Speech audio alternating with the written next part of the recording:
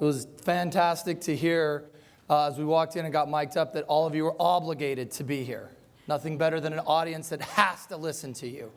So I thank you for your courtesy.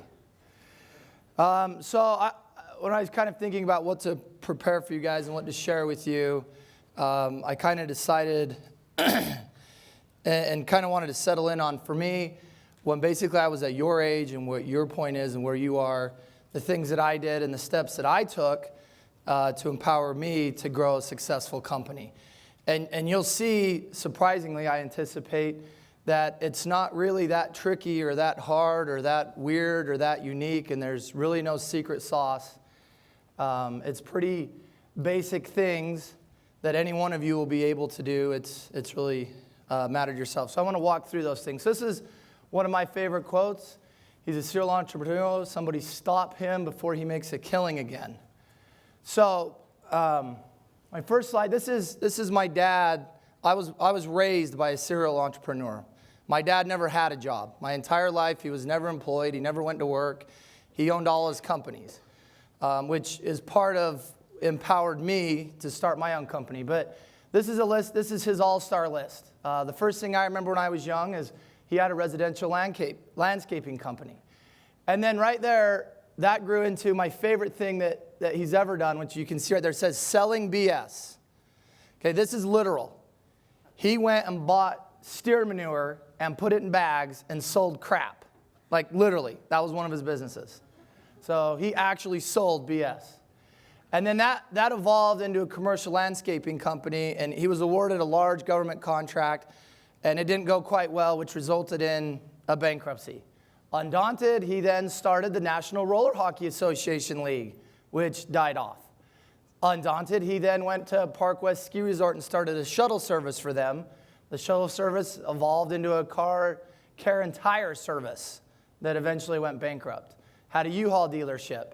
Then he went and started Blecher's Auto Body and Repair. And what you can see here is there's plenty of opportunities to just quit. Plenty of reasons to quit. He finally started, and the auto body evolved into a towing company that has been quite successful for him. It kind of took him 30 years to get there. Got to a point where he's making a comfortable living. He has freedom.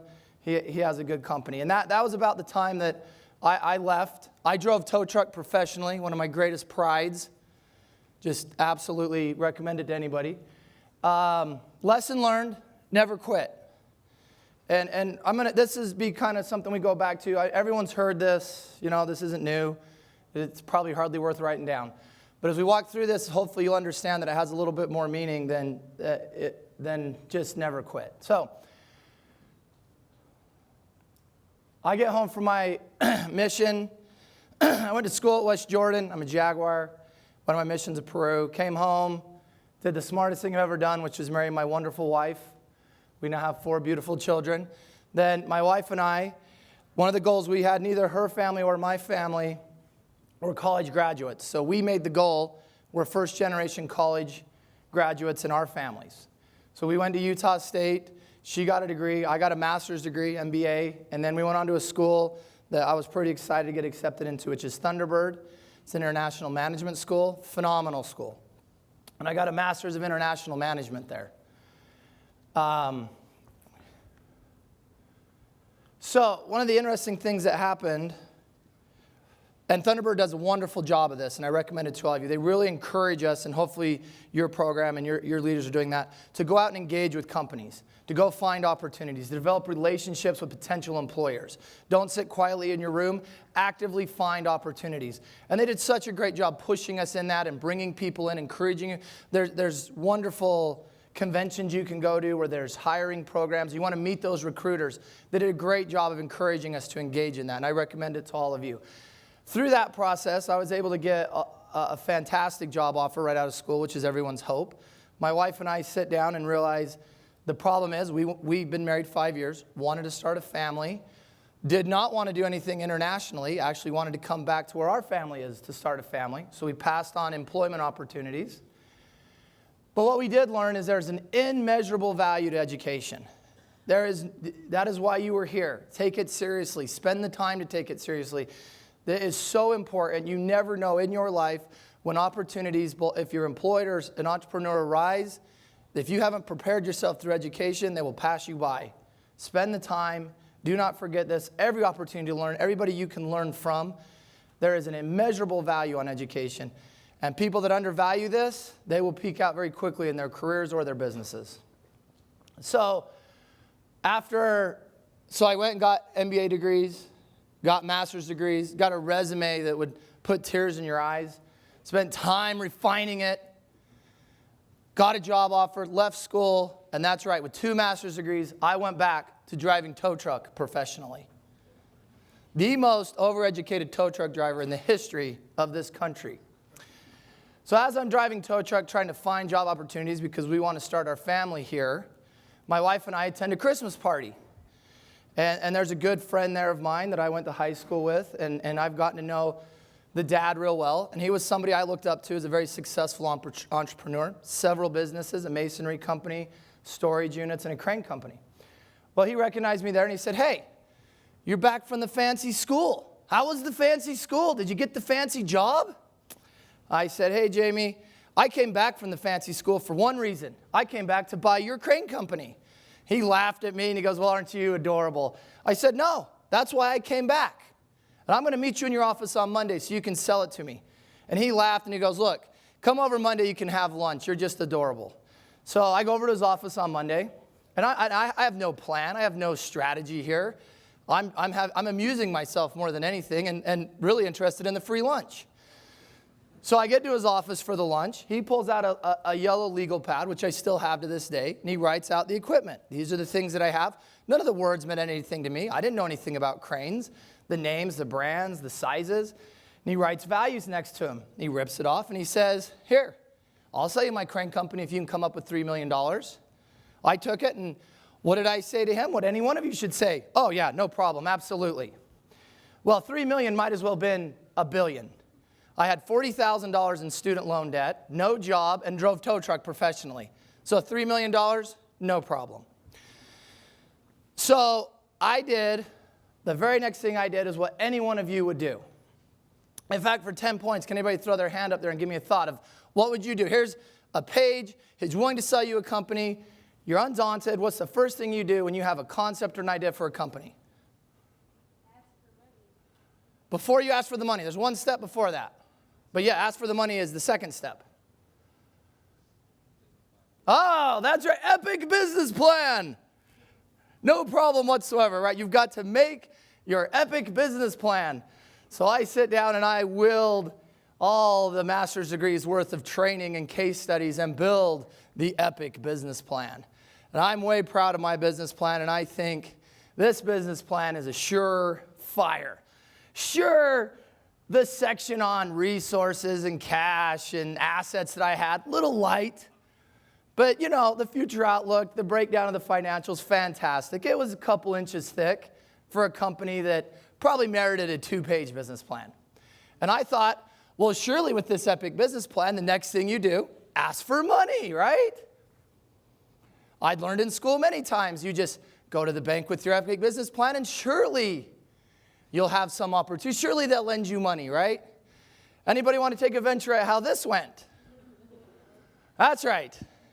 Oh, and mind you, suit and tie, of course, at all times. Suit and tie, dressed up nice. Ha ha, you have no assets. You have no resources. You have no experience in the crane industry. Okay, valid points. So this right here is what I've learned throughout my career is what most people look for. Here is your excuse to quit. Great, it's hard, I don't have money, you name it. And this is what I meant when my dad never quit on those. Every one of those opportunities that failed for him handed him an excuse to quit. Do not empower yourself with excuses to quit. It is the number one thing that annoys me about my managers that I promote and give opportunities to is when they come to me and they have an absolutely valid, and it's always valid, excuses to quit are always, they turned my business plan down. I have no cash, I have no resources.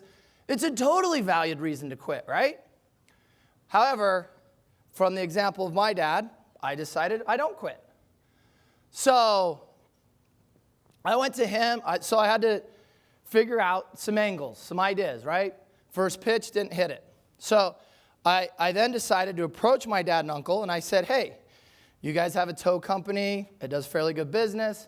They're comfortably retired. They're tired of businesses failing. And I said, would you guys be willing to partner with me on this? And I said, here's the epic business plan.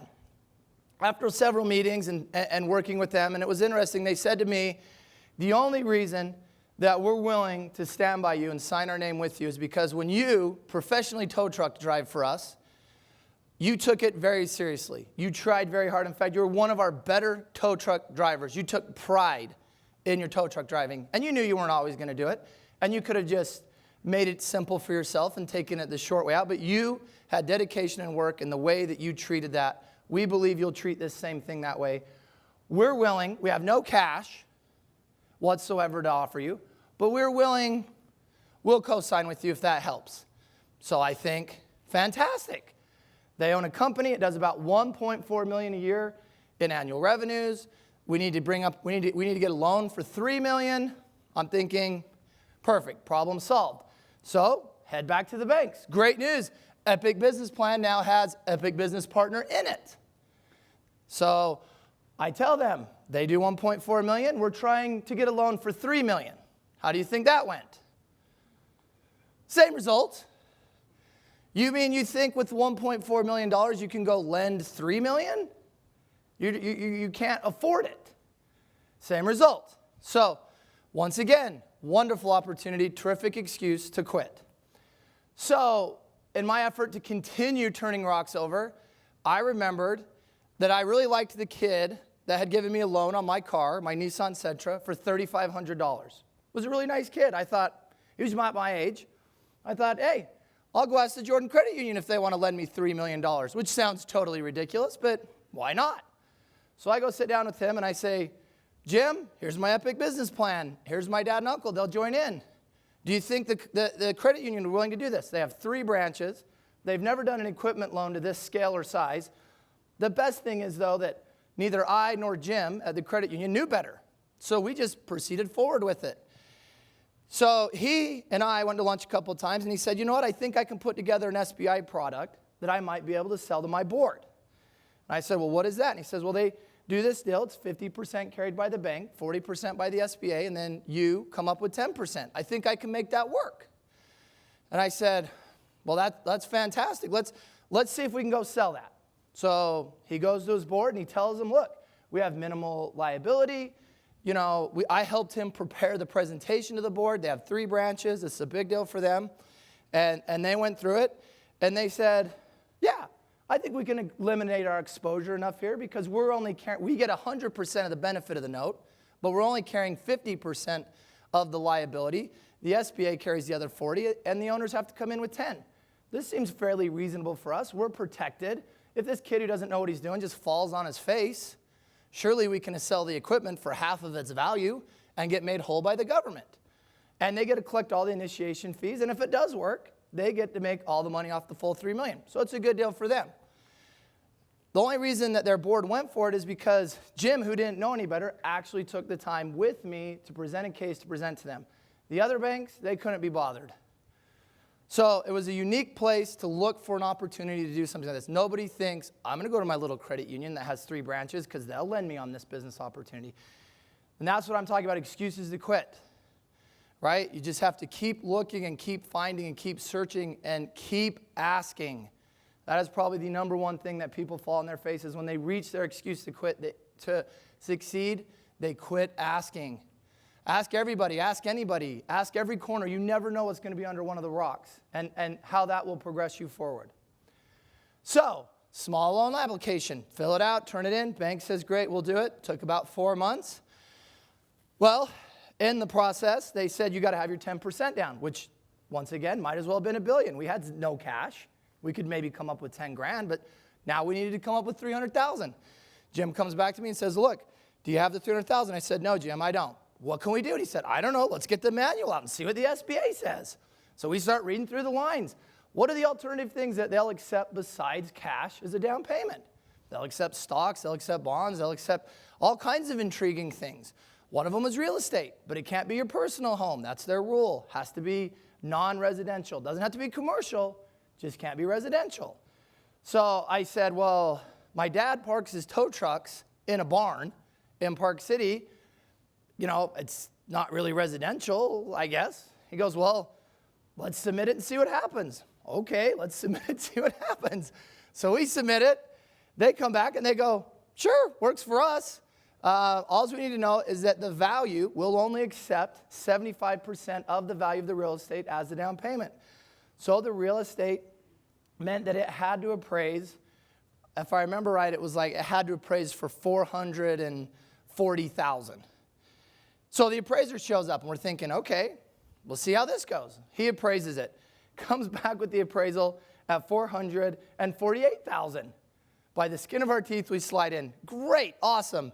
Keep on moving forward. A couple months later, they come to us and they go, great news. Here's your closing docs. Here's what you need to bring to the closing for this opportunity. And one of the items that none of us had thought about on the closing docs was sales tax. We owed sales tax on the cranes we were going to buy to the tune of $192,000. I looked at my dad and I said, dang it, we were so close. I was so excited about this, and it flames out, Dad. I thought we were going to slide this one through. And he looked at me and he said, what do you mean? I said, well, we might as well be $1 billion. Where are we going to get $192,000? He said, let's think about this for a minute. So he starts asking a few people he knows. Well, he asked a buddy he has that, he kind of knows that owns a trucking company. He says, hey, do you have any ideas for what I can do about this sales tax situation? He said, well, as a matter of fact, I do. The state of Utah will actually give you sales tax exemption form on over-the-road trucks because they don't necessarily spend their whole time in the state, and then you pay a use tax per state that you go to, and you pay it quarterly. And he goes, well, I don't know if these cranes meet that. So he tells me, he goes, Mel told me this, I don't know what it is, but I said, what do you want to do? And he says, let's go down to the Utah State Tax Commission and see what it is. I said, all right. So we wander down there. We've got our title. We've got our bills of sale on the crane that say we owe $192,000. We go up to a little window, and there's a great little gal there. It's basically a DMV. We hand her the papers, and she kind of smiles at us and goes pecking away at her computer. And we're standing there looking at each other, and she's pulling forms and sliding files and opening books. And in the book, she's looking up values and kind of just sitting there like, okay. And I'm looking at him. I'm like, boy, this is going to be embarrassing when she says she needs $192,000 and we tell her we left our wallet in the car. So she's picking away. And then I could not believe it. From out underneath her desk, this form comes up and it says TC Utah 40, Sales Tax Exemption Form. And she sets those down and she starts filling them out. And I'm looking at him, and I'm looking at these forms, and she's writing our information on there. She's writing the dollar amounts. She's writing tax due, and I'm just sitting there in my mind. I'm like, this is real. She's going to hand us those. She finishes up. She reaches over, hands them to us, and I'm just, and then as I'm grabbing them, she goes, oh, you need to go down to window 6. Oh, okay. So we walk down to window 6, and there's another wonderfully polite gal sitting there. And she's got a cash register, right? The gig is up. So we hand her the papers, and we stand there looking at her, and, here you had them, and there they go. And she's just pecking away at her little cash register, and above her thing it says IFTA, which I had no idea what that meant. And I'm looking at my dad, he's looking at me, and she's going and pulling papers and sliding things. And she looks at us, and she goes, okay, that'll be, and I'm like, yeah, I know what it'll be, $192,000. And she goes, that'll be $9. I look at my dad, and he comes out of his pocket, and there's cash and dollars flying at the lady like he's just robbed a bank. He's throwing it out there. Well, when you apportion your vehicle, you have to have a sticker that goes on the side of the vehicle so that when you go through the ports of entry, they know that you've been apportioned, and you have to track your miles. Well, the 3 stickers are $3 a piece, $9. They gave us the forms. We went back to the bank. We said, here's our Utah tax exemption forms. They said, is this a real thing? I said, these are real forms, and they're really signed. I'm pretty sure it's a real thing. So they submit it back to the SBA. The SBA goes, yeah. And, not exactly what that rule was made for, but our cranes do travel out of state, so we went to them. It worked, but it was just another way to find an avenue around an excuse to quit. So now we go to closing. Wonderful day, right? Here's your U.S. exemption forms. Here's this, here's that. We've made it. We made it to the closing. This is wonderful, right? Well, the problem was when we close it, now you owe a monthly payment of 25 grand, which when you have nothing, might as well be $1 billion. So I learned very quickly, you now own a crane. We're now in the crane industry. We're now a crane company. And all we really got out of that is all we earned was an opportunity. We didn't finish anything. We didn't arrive anywhere. We didn't succeed at anything. It wasn't time to retire and rejoice. All that fighting and all that struggling, and this is what you'll learn, if you hack away at those excuses to quit, all you'll keep handing yourselves is opportunities. And then it's up to you to decide what are you going to do with those opportunities. And you have to keep that in mind because you have to be aware and you have to understand because you're not trying to finish. You're trying to create opportunities for yourself. And excuses to quit are trying to rob opportunities from you. But it is up to you entirely to decide what you will do with those opportunities. So, we started craning. Earn the opportunity. The other thing that became evident very quickly, and I recommend this to all of you, even as you study, is it is abundantly important to surround yourself with good people. More importantly, if you're an entrepreneur or a manager at any level, you have to find people that complement your weaknesses. I'm a loud, boisterous, entertaining, bold person that will ask anything and walk into any room and approach anything about anybody and ask any question. I am not that strong, and I learned through school that I was never going to be an accountant. The detail and the organization, the discipline of that did not complement my skill set. I understood it, I could navigate through it, I was capable of it, but it was not my strong suit. So I went and got myself an intern, because that's all I could afford, that was extremely good at accounting.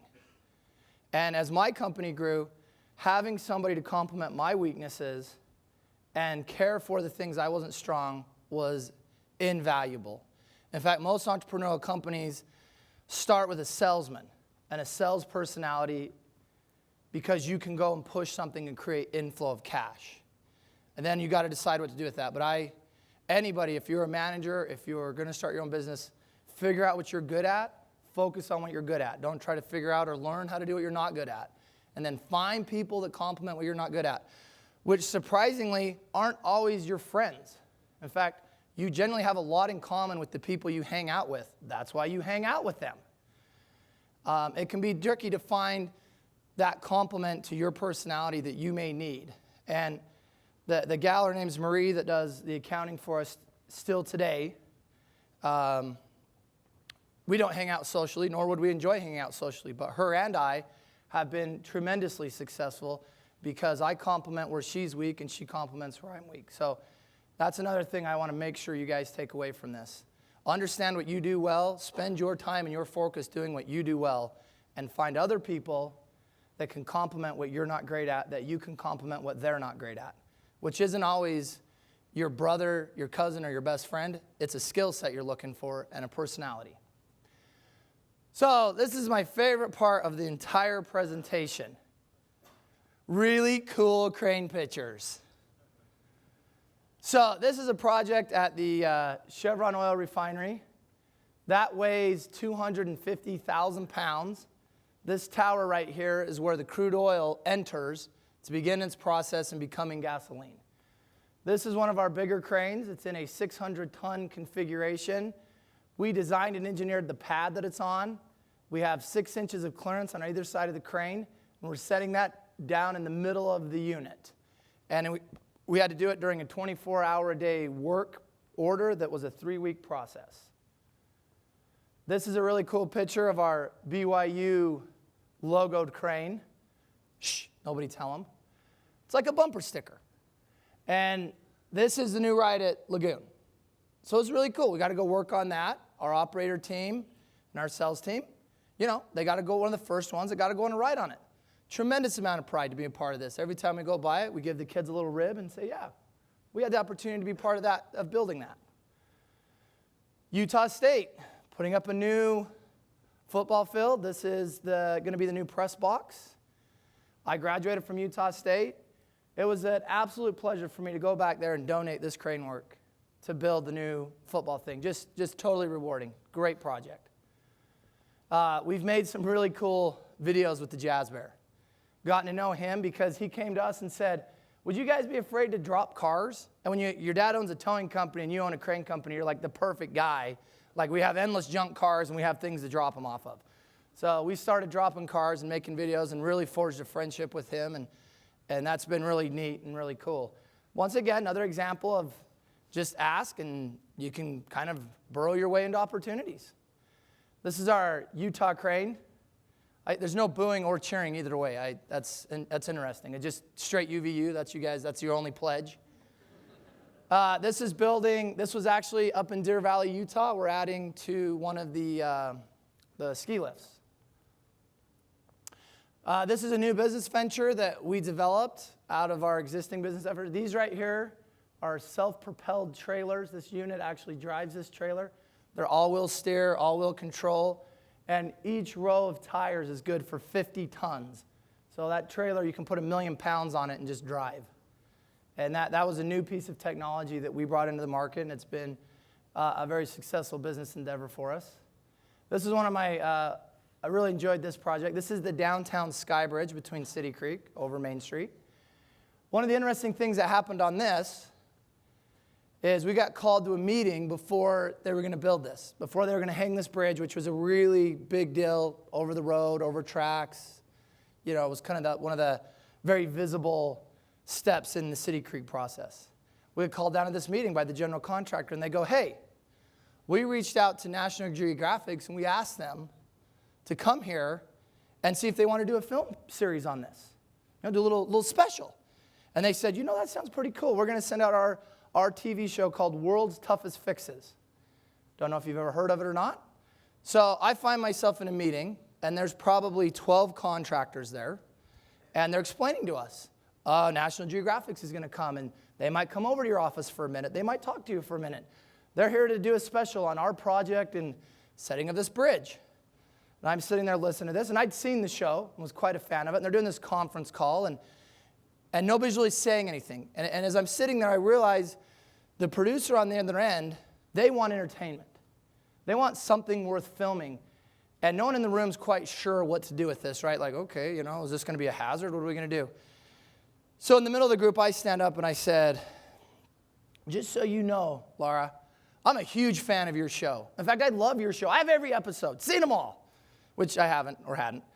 And I couldn't be more thrilled, you guys. My company will throw the doors wide open for you guys. Anything you need, any access, we are available to you. We love you. We're stoked about this. Whatever we can do to support this team having this happen. And they said, okay, great. And they hung up. And then when we left, I went back to the office, sat down with my management team, and I said, we are going to figure out how to end up with a 1-hour TV series that turns into a mountain crane infomercial.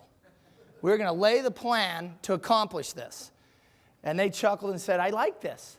So the first thing we did is we sent a bunch of donuts and drinks to the offices of the production company. We love you guys. We're so excited you're coming.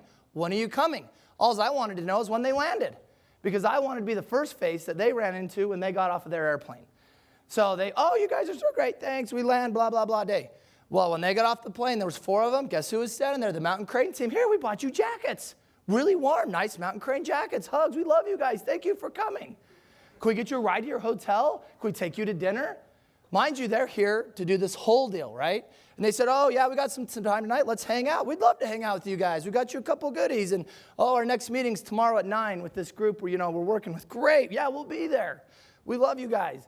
That night, we start telling them, you know what would be really cool? We'd be willing to put your host in a crane. We could, teach him how to drive it. You guys would do that? Oh, man, we would do that for you in a second. It'd be way cool. We could say, look, this is what's happening. What do you think? Would that be cool? Oh, that'd be great. So by the time they went to the meeting the next day, we'd mapped out every day, every option, every idea. We had reserved helicopters. We'd put together test courses and said, hey, you don't need to use any of it. We just think it'd be really cool if you wanted to. Well, they went to the meeting with the group in the morning and had the exact same meeting they had on the conference call. You're welcome to walk around and look at the job site. We don't mind. They're looking at us, and we're like, So after that meeting, they come back over to us, and we said, hey, we're bringing the crane tonight. Would your host like to drive it in? Drive it in? Absolutely. Let's do that. Oh, that'd be great. That'd make great footage. Let's do that.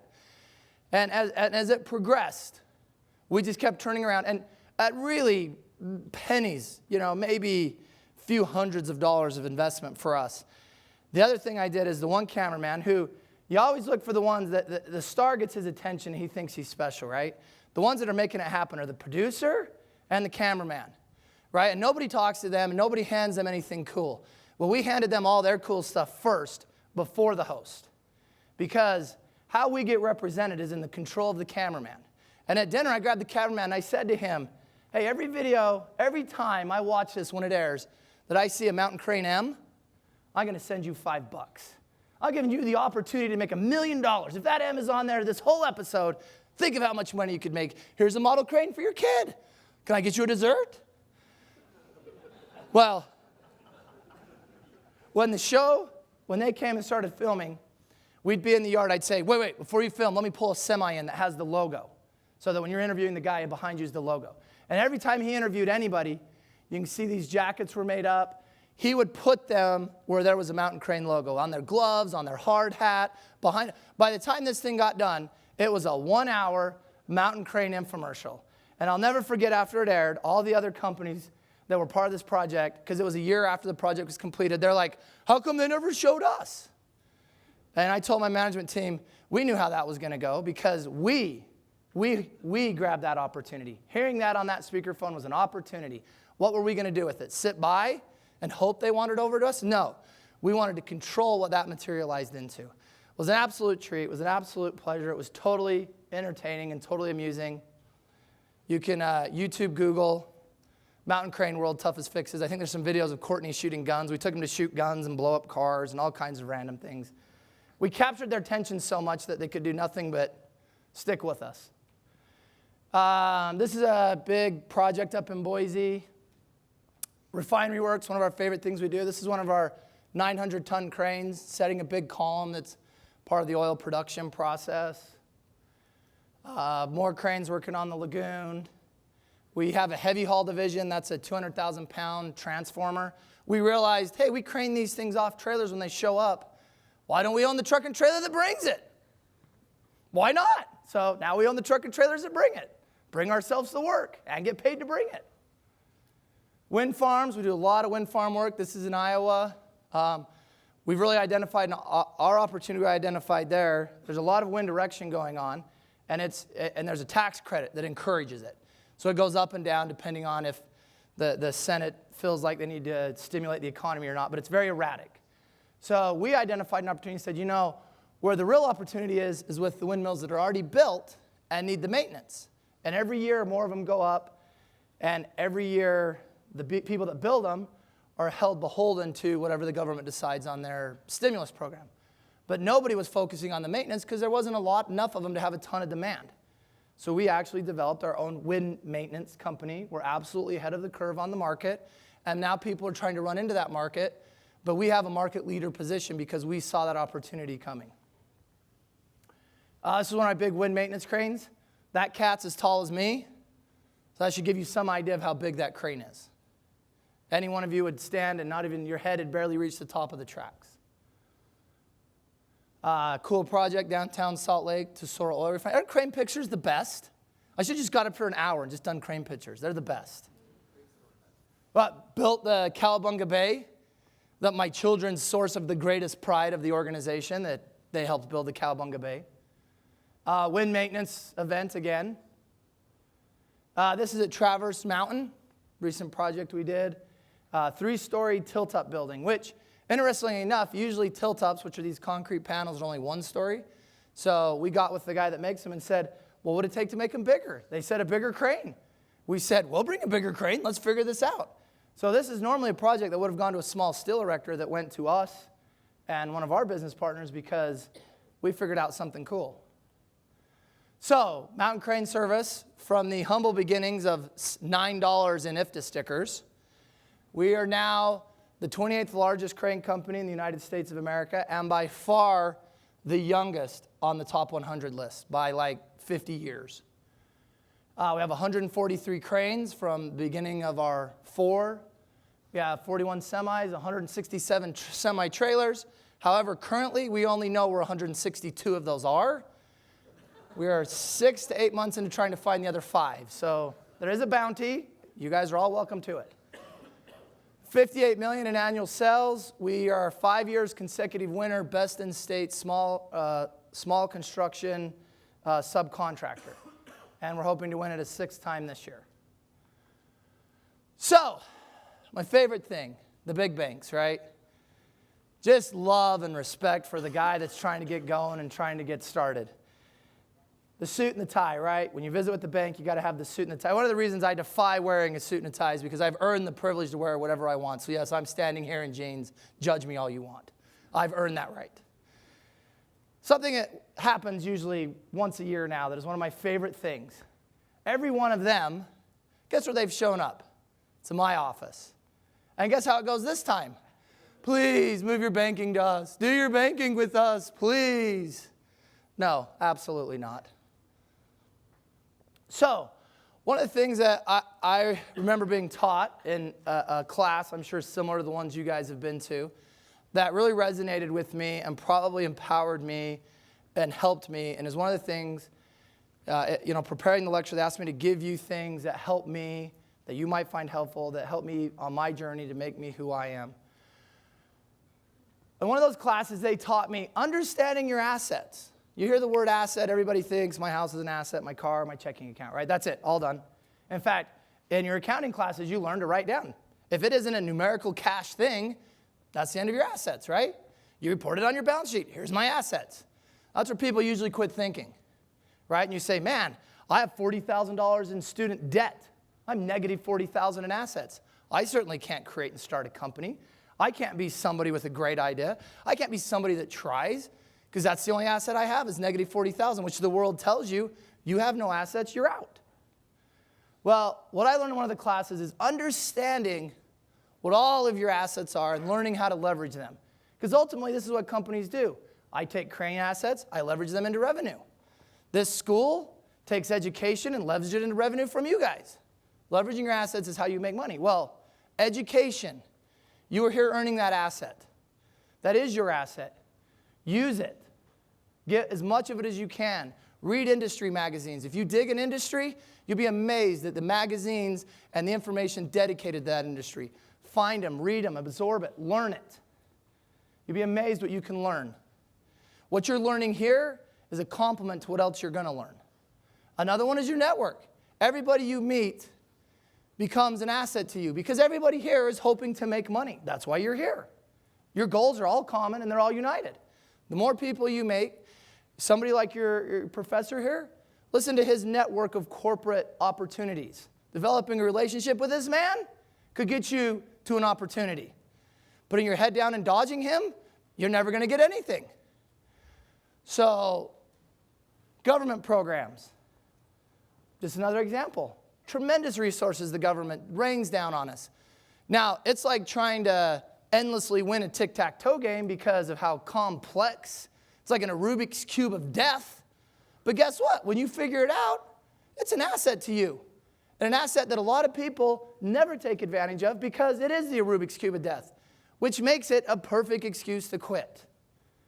Personal relationships, family, friends, these are all assets in your life. Learn to develop them. Learn to take advantage of them. Physical assets. Maybe you do have a car. Maybe you're not 40,000 in the hole. I don't know. Financial assets, right? Everybody knows what that one is. That's the bulk of what you're here learning about. Personal talents. This is one that's looked over a lot. I've had lots of people that have used the fact that they have great athletic ability or great singing ability or some great talent that will capture attention. Well, the ability to capture attention is an asset. They take and they use that to develop relationships, to open doors, to get in front of an opportunity. And the multitude of things that are in your life that are assets to you to accomplish great things that blow your mind. And you look over most of them. Sense of humor, likability. In fact, likability is one of the horses I've ridden into many of my opportunities. At the Christmas party, If he didn't find me funny and likable, he's never going to ask me to come over to his place for a free lunch. That's how the ball got started rolling. But it's amazing to me how often people just go to their checking account balance and go, man, I have no assets. And if there's something for me as an entrepreneur, I would throw at you guys and ask of you guys is do not let yourself be crippled with excuses to quit. You will see and you will watch and you will find that when people aren't doing great things and when they're not accomplishing neat things and when they're not meeting their own expectations, they will have a phenomenal excuse for you why they had to quit. My wife and I, we were starting a family. That's a perfect excuse to say, no, we need to take the job. We need the security. We're starting a family. Wonderful excuse. Nobody's going to criticize that. We're going to have a baby. The dream's over. Got to go have a baby. That's a great excuse. Now, you can't be irresponsible and stupid, but at the same time, you'll find in your life, you'll talk to people, there is some excuse that empowered them to settle. Some excuse that they refused to punch in the face and beat down and go around every corner and unlock. Don't let that happen to you. And you got a narrow window because by the time you're 45 and 60, it gets really too late to start opening doors.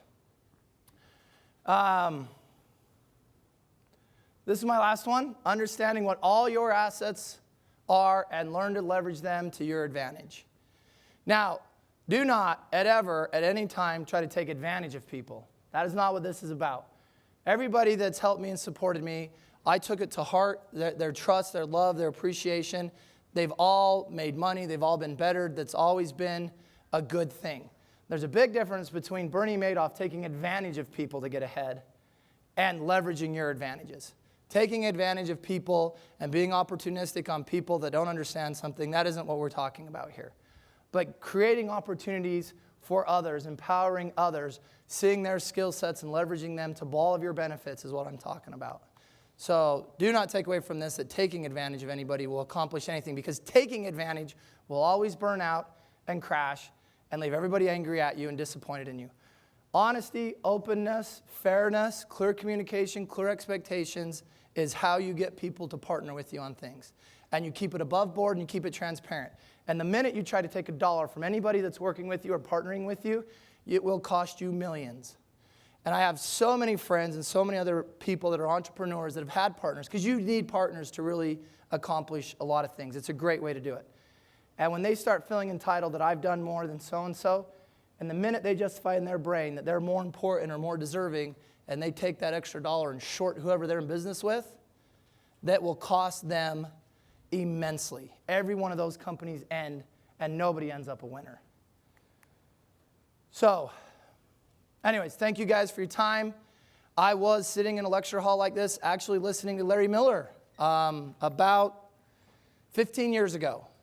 And the one thing he did say to me that I thought was terrific, somebody raised their hand and said, Mr. Miller, how can we get ahead of the other MBA students? And I was sitting there with my notepad. No one had laptops. My notepad.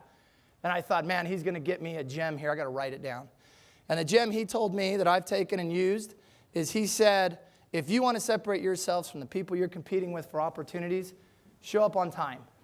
Phenomenal how that will set you apart from people and how stupid and simple that is. Show up on time. Opportunity train's already left a lot of times if you're late. Show up on time. At my company, the people that gotten promotions, they get that. Number 2, have a great attitude. You'd be amazed how few, I didn't even write them down. I thought, well, they hit him flat-footed. He couldn't come up with a great answer. But show up on time and have a great attitude. You will be amazed at the opportunities it creates for you. That's all. Thanks, guys.